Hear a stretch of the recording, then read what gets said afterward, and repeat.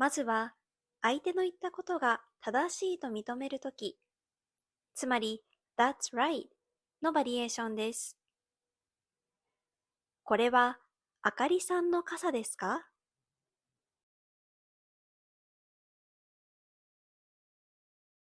はい、そうです。そうですは、事実を確認するときに使います。これは、あかりさんの傘ですか？ Is that your umbrella? はい、そうです。Yes, that's right. 次は、何かを受け入れるとき、つまり、Yes, please のバリエーションです。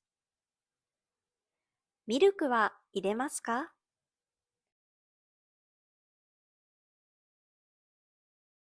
あ、お願いします。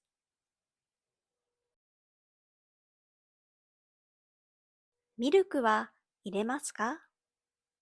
Would you like some milk? あ、お願いします。Yes, please. こちら、一つでよろしいですか？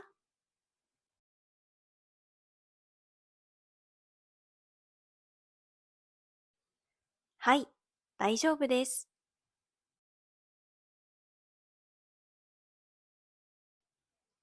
こちら、一つでよろしいですか？ Just one of these? はい、大丈夫です。Yes, that's fine. 最後に、断るときです。ここが一番大切です。トーンに注意しましょう。お箸はお付けしますか？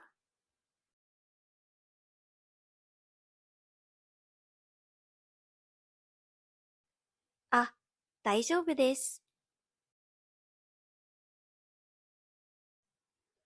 お箸はお付けしますか？ Would you like chopsticks? あ、大丈夫です。I'm okay. No, thank you. レシートは必要ですか？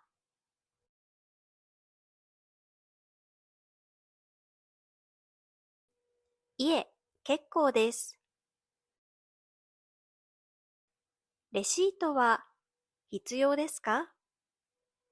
いいです。レシートは必要ですか？ Do you need a receipt?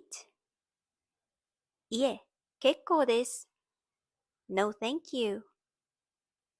レシートは必要ですか？ Do you need a receipt? いいです。I'm good. いかがでしたか？これらのフレーズを使いこなして、さらに自然な日本語を話してみましょう。また次の動画でお会いしましょう。さようなら。